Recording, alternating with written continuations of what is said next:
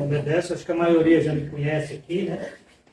E hoje eu estou na função da Elisângela aqui, que é de dar os recados. Ela tomou minha posição ali. Então, a respeito da nossa casa, a maioria já sabe, nossa casa vive de doações, né? Temos um bazar.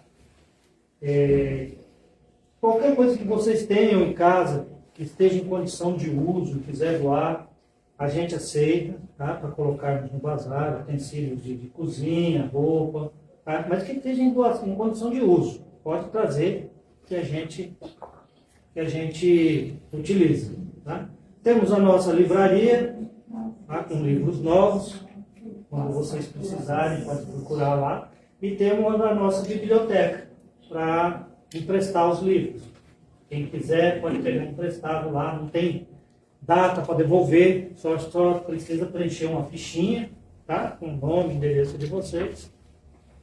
Temos também, agora não tem mais, né, as arteiras para suspensos técnicos, por enquanto não tem mais. Temos os nossos horários de terça às 20 horas de atendimento ao público, quinta-feira às 20 horas, também de atendimento ao público, sexta às 14, sábado, a partir das 8h30, só para as crianças, tá? Pode trazer, não precisa agendar, só trazer a criança, quem tem sobrinho, neto, pode trazer. Temos também, aos domingos, às 9 horas e às 10h30, tá bom? Temos uma rifa, né? Porque a casa depende desse dinheiro, tanto do bazar, né? E de vez em quando a gente faz uma rifinha, é um quadro que está aqui, é R$10 cada rifa. Quem se interessar pode procurar lá na livraria com o Leandro, que ele passa para vocês. Tá bom? Eu acho que foi tudo, né? Tem mais? Não tem mais não. Né? Temos o nosso atendimento fraterno, que quando vocês, cada 8 tratamentos, você tem que passar pela entrevista. Tá? Então deixar o telefone lá com o Leandro, lá que a psicóloga vai ligar para vocês, tá bom? E o principal de tudo, tudo que eu falei aqui, é o nosso Evangelho no Lar. A gente pede a todos que façam o Evangelho no Lar, tá? Que é uma proteção para a nossa casa, não é uma prática espírita, é uma prática cristã, porque Jesus já fazia, né, na casa de Pedro. Então nós temos que fazer, é muito bom a gente fazer na casa da gente. É como funciona aqui, né? Põe a aguinha para purificar, né? Marque um horário, passa sempre naquele horário, lê um trechinho do nosso Evangelho segundo o Espiritismo, sempre marque lá onde vocês parou, para na outra semana vocês continuarem dali para frente, tá bom? Não precisa ser um trecho muito grande do Evangelho, é um trecho pequeno, tá? Faça as vibrações, a oração de início, a oração de encerramento. E, bom, acho que é só, acho que não esqueci de nada. Então vamos agora fechar nossos olhos, elevar nosso pensamento a Deus, Senhor Mestre Jesus, agradecendo a eles pela oportunidade deste dia. Vamos agradecendo aos mentores da casa, por podermos estar aqui, recebendo esta energia, este tratamento. Vamos também agradecendo a oportunidade de mais esta encarnação. E assim vamos abrindo o nosso coração para que possamos receber da espiritualidade todo o bem que ela nos traz. Agradecidos que estamos, vamos agradecendo a Deus e ao Mestre Jesus. E assim vamos envolvendo a nossa irmã Regina, e fará por nós. Falhou. Falhou. E fará por nós a palestra de hoje. Desce, pega o livro ali, Violetas. Boa tarde a todos. Boa tarde. A vocês do outro lado, aos espíritos amigos e a vocês que estão aqui no presencial. A lição que nos cabe hoje Continuando os estudos, né, do Vinha de Luz, Emmanuel ditou, Chico escreveu. E, como eu comentei, é uma lição que aparentemente você fala assim, muito fácil essa tarefa aí, muito...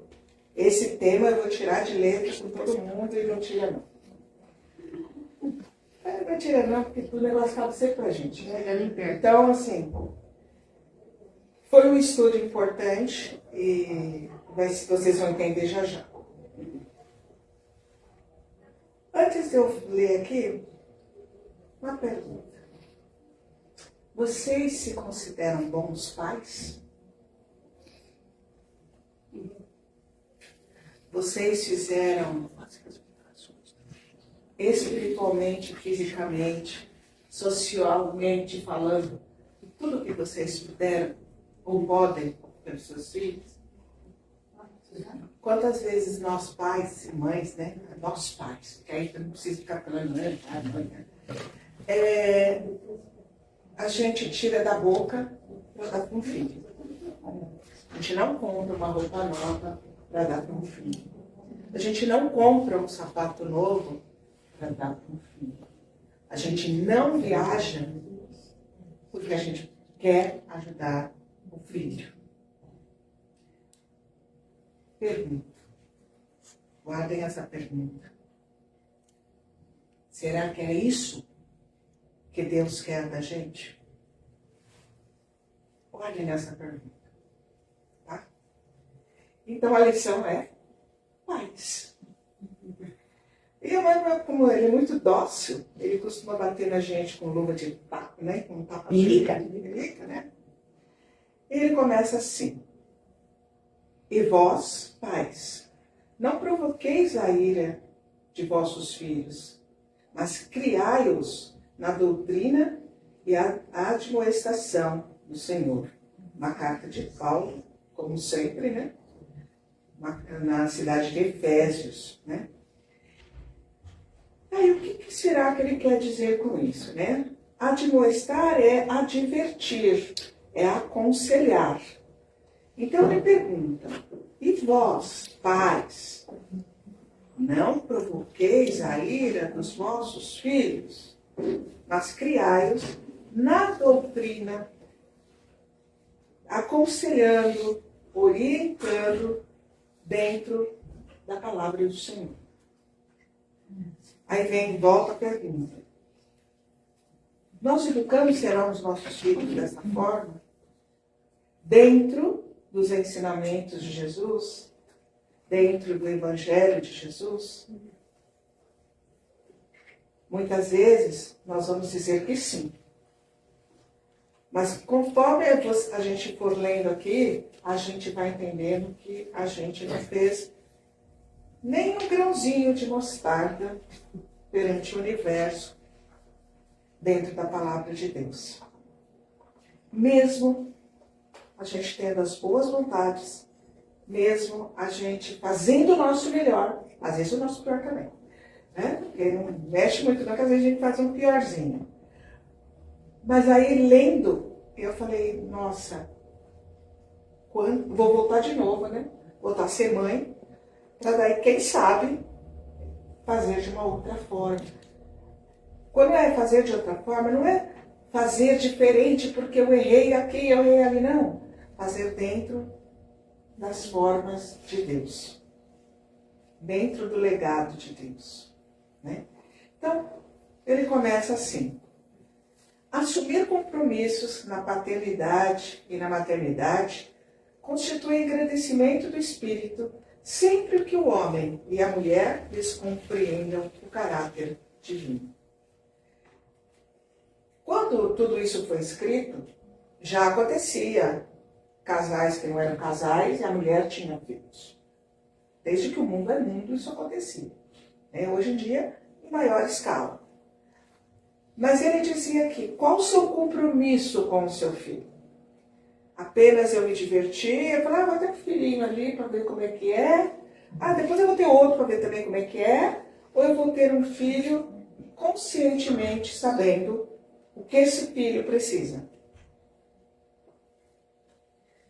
Um filho, ele nasce para fazer algo por nós, não o inverso.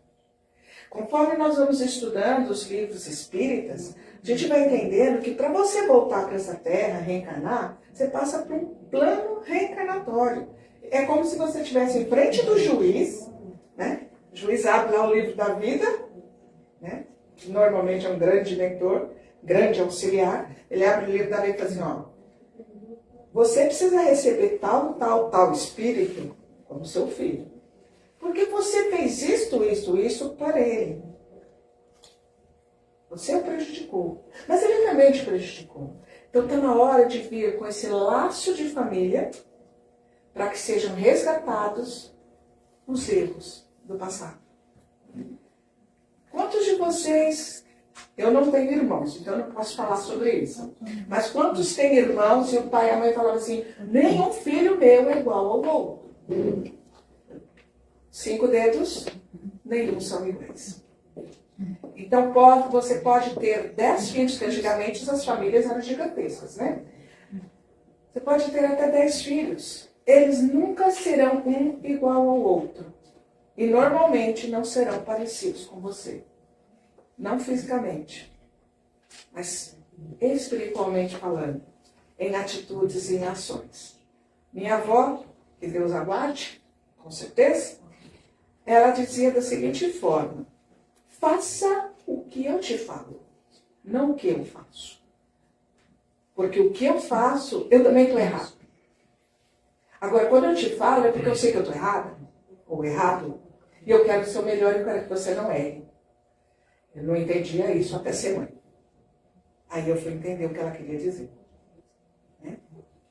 Continua ele dizendo assim, infelizmente, o planeta ainda apresenta enorme percentagem de criaturas mal avisadas relativamente a esses sublimes atributos. Muita gente é pai, é mãe, sem ter noção do que é ser pai e mãe. E normalmente, essas pessoas falam assim, eu nunca vou ser igual ao meu pai e minha mãe. Nunca, hein? Não vou bater, não vou de castigo. Hoje em dia a gente sabe que não é bater que se cria, mas eu não vou fazer isso, eu não vou fazer aquilo, eu não vou fazer aquilo. Quando você vê, você está fazendo até pior. A reprodução é pior. Muitas vezes, não sempre. Então tem uma música da Elis que fala isso, né? E aí eu me pego vendo como os meus pais, como os nossos pais. Eu me pego fazendo as mesmas coisas, como os nossos pais fazem, ou faziam.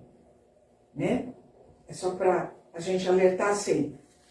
Está vendo, atualmente tem que diminuir um pouco o crescimento, né, demográfico. Mas assim, muitas pessoas agora estão tendo filhos um pouquinho mais velhos. Sabe?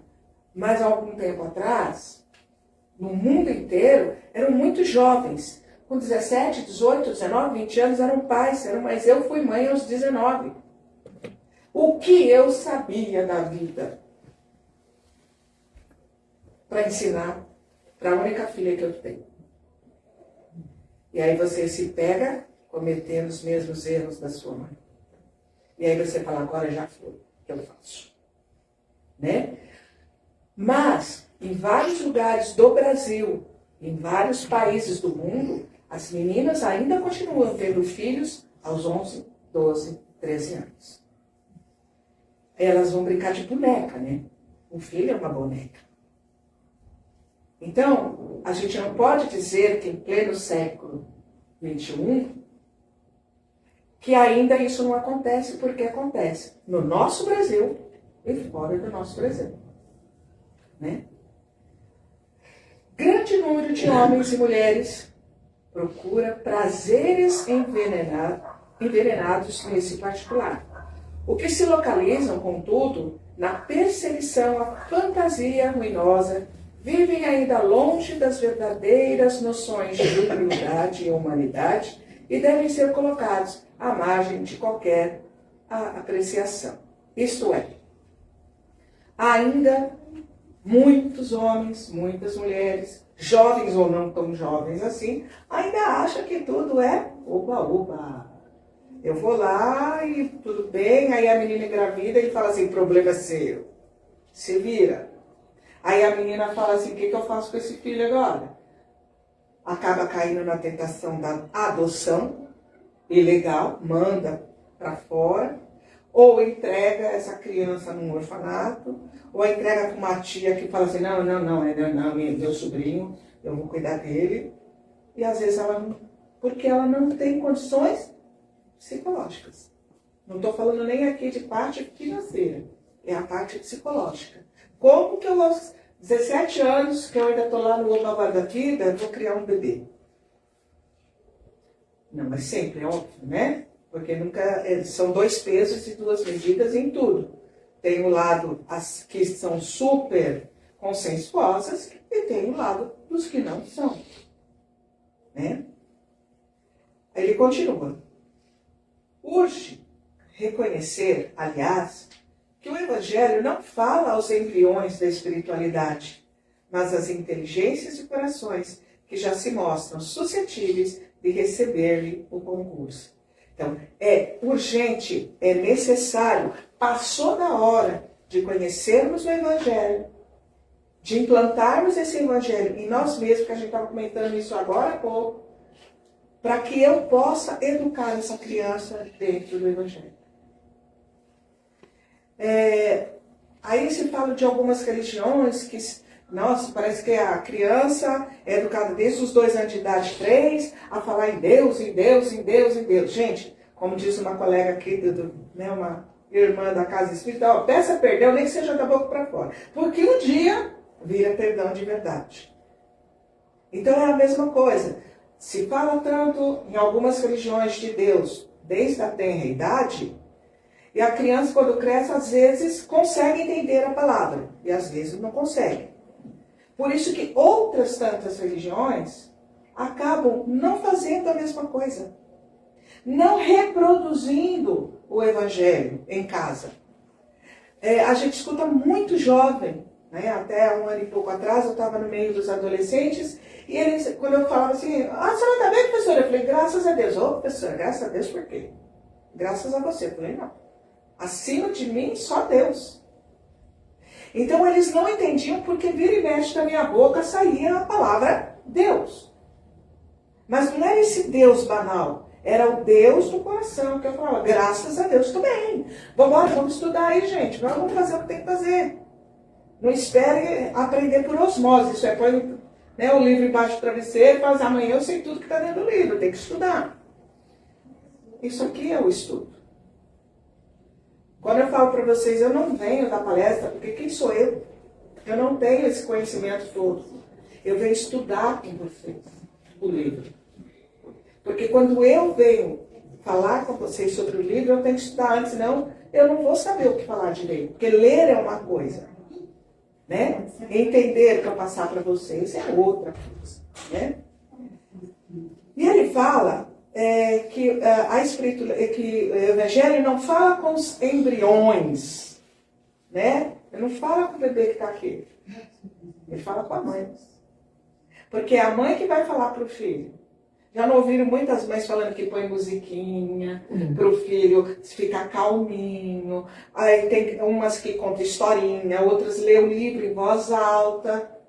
É porque aí o embrião, o bebê, vai ouvindo.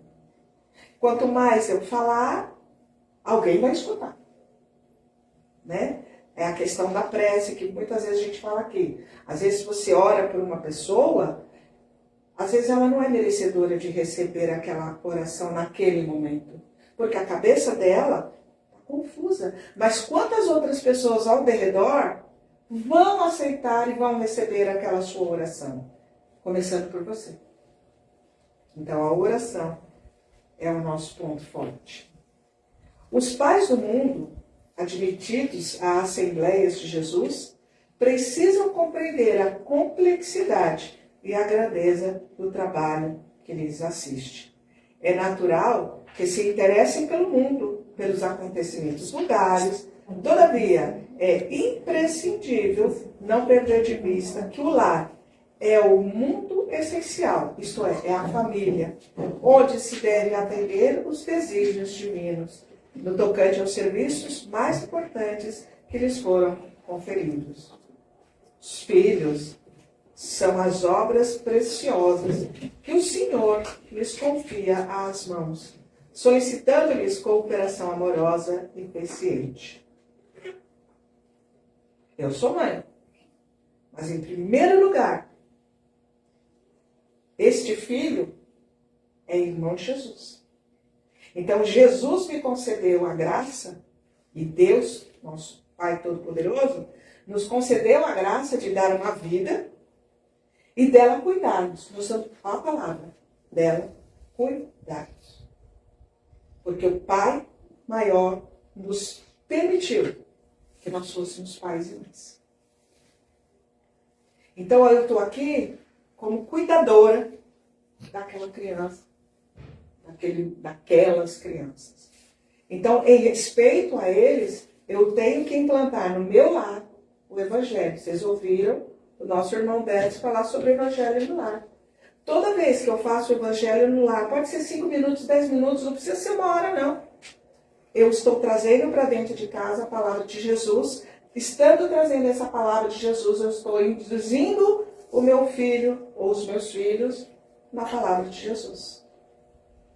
Eu estou acalmando a minha casa. A casa não é só essa parede física. Ela vai mais além. E aí ele diz: receber encargos desse teor é alcançar nobres títulos de confiança. Por isso, criar os filhinhos e aperfeiçoá-los não é serviço tão fácil. Ninguém mandou um manual de instrução para criar nossos filhos. Alguém recebeu ele? Se recebeu, manda para mim, que a gente vai fazer umas cópias e mandar agora por WhatsApp e vamos para todo mundo. Maternidade. Né? Porque a gente não recebe aquela criança e fala, e agora? Eu tenho que lavar, trocar essa criança, dar comida para essa criança, depois eu tenho que cuidar para ela não cair do berço, depois eu tenho que cuidar para ela não viver caindo, depois eu tenho que cuidar porque ela vai para a escola, eu tenho que ensinar. E aí a gente fala, ufa, porque ser pai e mãe não é fácil. Não é o brinquedinho. Porque quando a gente brinca de boneca, eu enjoei, eu jogo a boneca no canto. Agora, eu não posso enjoar do meu filho. Eu não posso jogar ele no chão. Eu não posso estancar ele no quarto. Agora, eu não vou mais brincar de boneca. Eu agora tenho um compromisso até o fim da minha vida de cuidar, de vigiar e orar por ele. Tarefa que ninguém me contou, que era assim, não. Se contaram lá na outra vida, eu esqueci. Entendeu? Quando eu estava lá do outro lado, para assumir esse campo. Né? A maioria dos pais humanos vivem desviados por vários modos, seja nos excessos de ternura ou na demasia de exigências.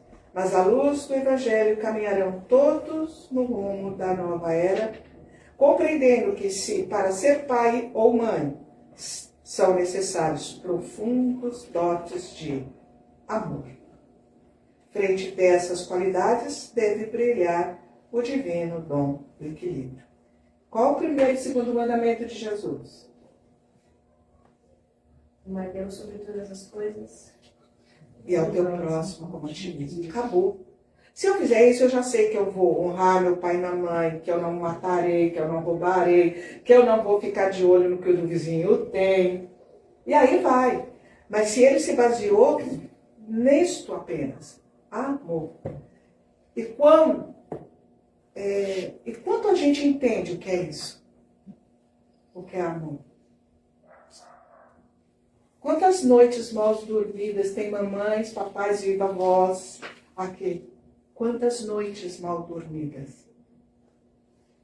Quantas vezes tiramos o pão da nossa boca, porque eu acabei de contar isso lá na cozinha, eu estava comendo meu macarrãozinho para vir para cá, minha netinha, quero macarrão, vovó fez só permite.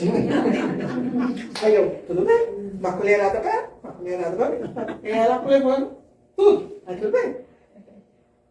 É uma brincadeira, mas acaba sendo o que a gente faz na nossa vida. A gente abdica da nossa liberdade para cuidar da liberdade do outro, sendo que a gente não deveria fazer isso. É fácil falar, né? Mas é fácil, é difícil cumprir, tá? Só estou falando isso para vocês, tá? Então, o que Paulo quis falar o tempo todo? Que você, vou ler esse pedacinho que é Deuteronômio. Ai, gente, olha o nome, viu? Desculpa aí, gente. Tu ensinarás com todo zelo e perseverança a teus filhos. Conservarás sobre as escrituras quando estiveres sentado em tua casa, quando estiveres andando pelo caminho, ao te deitares e ao te levantares. Isto é, 24 horas por dia, 366 dias por ano.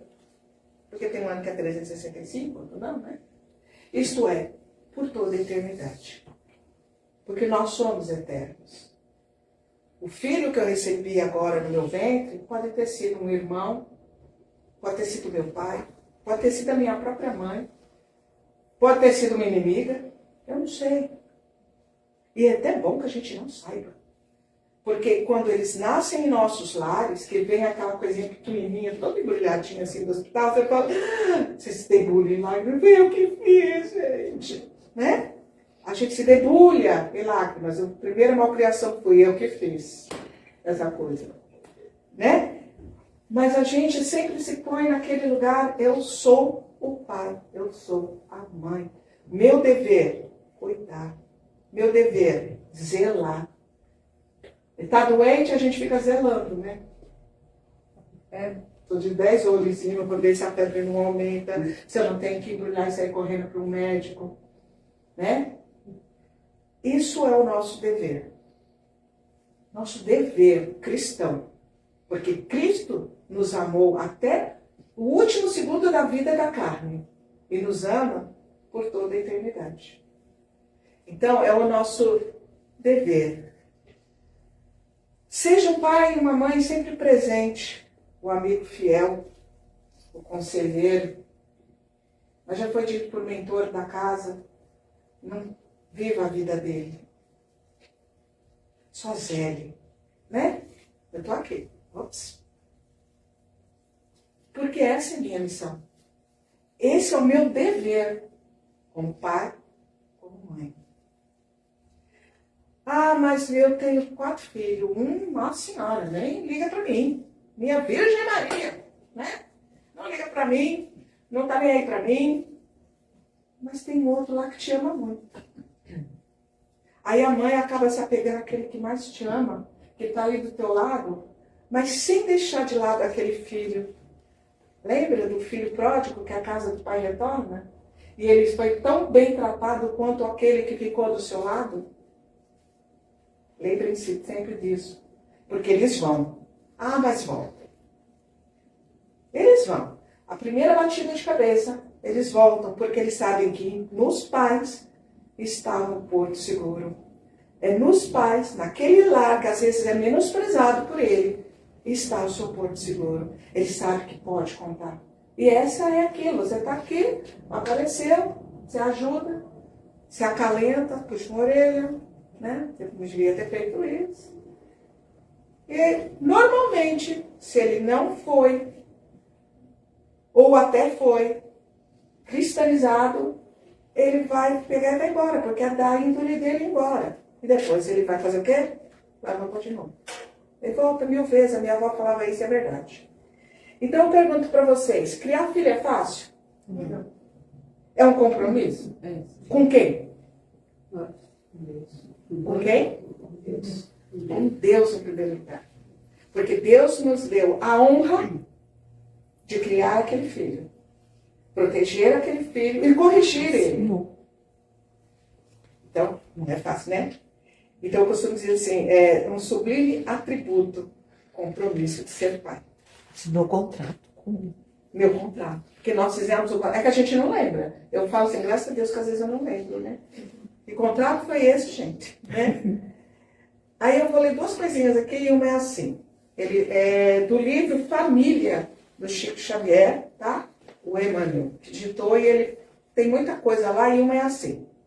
Persevera no aviso e na instrução, no carinho e na advertência.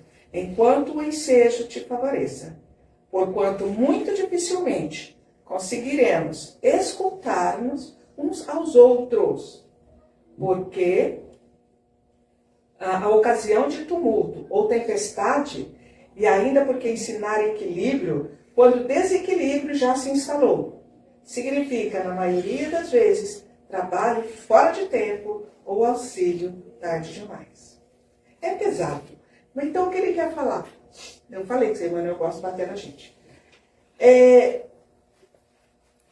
Quando é hora de ensinar um filho? Sim. Adoro essas mães. Sim. Acabei de falar, aquele filho vai embora. Não vamos usar uma coisa tão pesada, né? Ele casou, não deu certo. Aí volta ele embaixo do braço e um filho. Mãe, voltei! E a mala vem junto. Era uma mala, agora vem duas. Você vai falar para o teu filho não entra? Não. Não tem mãe, não tem pai que fale não. Você pode pôr um limite. Você pode pôr um tempo. E aí você pega a primeira mala que ele trouxe. Vem a mala, vem a cuia, vem os cachorros, vem tudo junto. Os cachorros. Aí, a gente vai aceitar esse filho. É óbvio. Mas ele fala, é um tempo tardio. Esse é o tempo tardio. Aí, o seu filho vai até aprender pelas dores. Mas, quanto menor eles forem, criados dentro do Evangelho, criados dentro dos bons conceitos, a internet está aí para derrubar tudo que um pai e uma mãe ensina. Tudo. Então, mas cabe a nós continuarmos fazendo isso. O professor não é aquele que fica o tempo todo, vai e volta na lição, e alguns falam assim, eu já aprendi, professor, mas ele não. Eu preciso ensiná-lo. Porque você agora caminha com as suas pernas, ele ainda não. Então nós somos esses professores.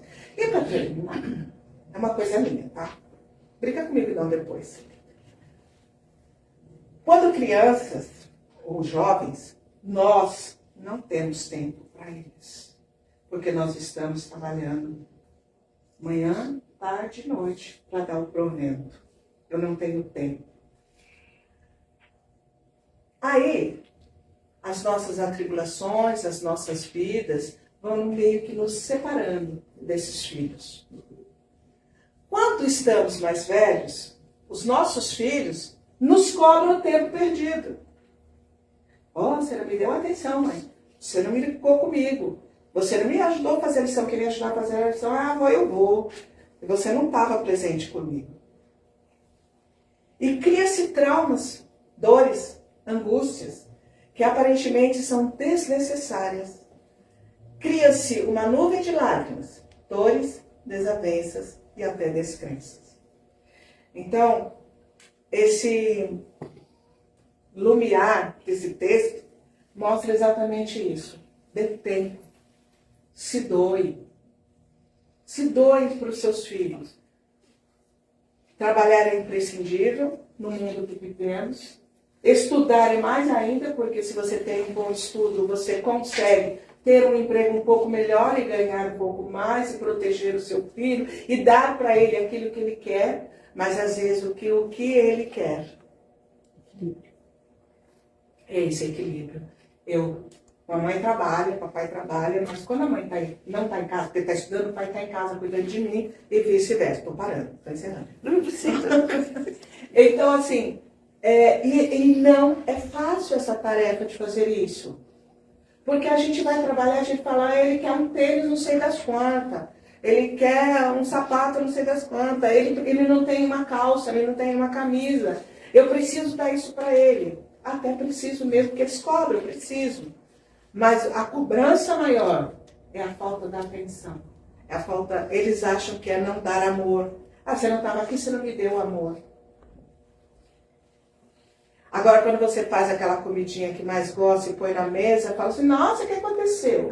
Eles não entendem que aquilo é o teu carinho. Não é bem isso? Com certeza. Nossa, o que aconteceu com você hoje? Vai ser assim, Tá com febre? banquete. Tá com febre? Tá com febre. Mãe, você bebeu alguma coisa? Eu não bebo. Meu Deus. Eu não bebo. Né? Só água e refri. Que não pode. Mas tudo bem. Então, assim, por quê? Porque quando eles eram crianças e adolescentes, a gente estava tão atribulado de afazeres e de preocupações que esse pequeno detalhe, a gente fala só um detalhe. E para eles era muito importante. Então, para nós que passamos do 40, há poucos dias atrás, não tem muito o que fazer. Né? A não ser pedir perdão e pedir perdão. Se o outro aceitar ou não, aí é um problema que não é meu. Né? Mas quem ainda é jovem e que está nessa fase de eu preciso trabalhar, eu preciso estudar, pondera. Aí eu preciso, mas aí eu cheguei meia-noite em casa da faculdade. Vai lá no quarto, beija o seu filho, acorda ele e fala, ó, mamãe chegou, papai chegou. Você tá bem? Foi tudo bem? Ontem, por incrível que pareça, minha neta entrou porta dentro, a mais velha. Eu olhei pra cara dela e falei assim, o que aconteceu na escola? Ela olhou, todo mundo levou uma advertência porque o menino fez isso, isso, isso. Eu, tá bom. E o que foi feito? Foi dito isso, isso, isso. Aprendeu?